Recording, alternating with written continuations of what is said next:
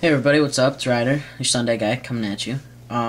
Today's Sunday, January 8th, and week 10, I believe, and our topic this week is passing. Um, well, passing pre-T can pretty much be summed up in like a very small sentence in I didn't pass. I didn't pass pre-T.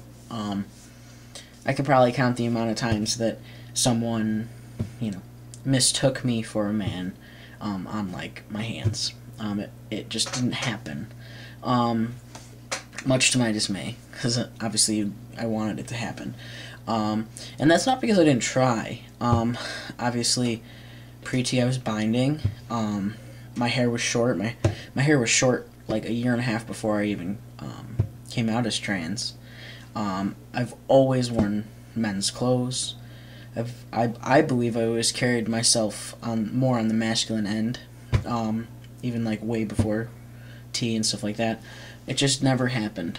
Now I don't know my theories behind this. I thought maybe, I don't know, if you look at a picture of me then and a picture of me now, maybe there are some differences. I tried to do that, but then I realized I pretty much got rid of all the pictures of me pre-transition. So I'm not really sure. I don't have concrete evidence to say I didn't pass because of this, but I pretty much never passed. And then when I came out and I was binding full time, and then I was really putting extreme effort into looking male, presenting male, acting male, I still really wasn't passing right off the bat. And then, 6 months after being out, I started T, and nothing drastically changed. The amount that I pass has been a very gradual slope up to where it is now, which still isn't all the time, but it is the majority of the time. But I don't necessarily think that has anything to do with my appearance or my voice or how I carry myself. I think it mostly now has to do with the fact that I'm post-op and I don't have a chest anymore. I believe that was one of the major things, if not the most noticeable thing about me that prevented me from passing. I did have a very large chest, and even with binding and wearing multiple layers, you could still tell. So obviously that would have something to do with it. My voice has dropped quite a bit. I don't have a clip or anything right now, but if you want to hear what it was like before, I have my FTM intro video on my personal channel. It's a lot different, but I don't know. I think we all try to do it before our voice actually drops. We all try and, make it lower so we all sound like, teenage boys going through puberty with the cracking voices and stuff like that. But, I guess my chest is probably the biggest deal. I don't personally believe I carry myself any different than I did then. But maybe I do a little. Maybe I bode a little more confidence. Well, I do. That's a certainty. But outside of that, I don't know what else would be much different. I've virtually had the same hairstyle for 2 years, 3 years. I wear the same clothes. I don't know what it is.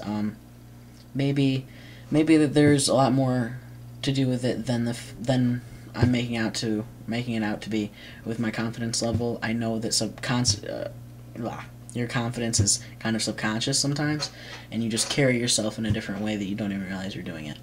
So that could have something to do with it. It probably does. So I think it's a bunch of little factors. Not passing was an enormous stressor in my life. I hated it.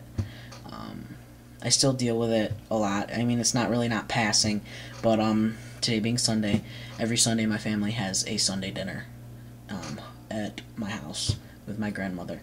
And there's my grandmother, my aunts, my uncles, my great aunt, my great uncle, my cousins, me, my girlfriend, a bunch of people in the family, okay? And there are a couple members of the family, they all know, they're all aware. So there are a couple members of the family that are right on, Ryder, he, all the time.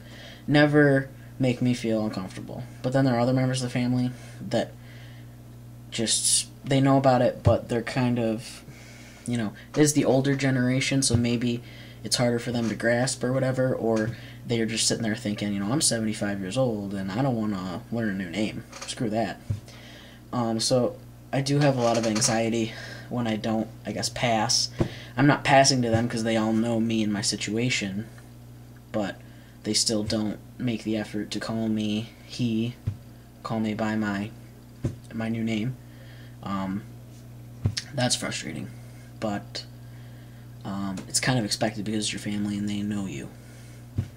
But it really sucks. I mean, we all know, we've all been, called the wrong gender and or name. But I don't know. I guess it just comes with transition. You are transitioning, from one to another, so there's going to be that little overlap there. But I feel pretty good about it now. I feel better about it, so. Well, that's pretty much it for passing. I guess I will see you guys next Sunday with a new topic. Until then, I hope everyone is well, and hope life isn't giving you too much of a problem. And thanks for watching. We'll see you later.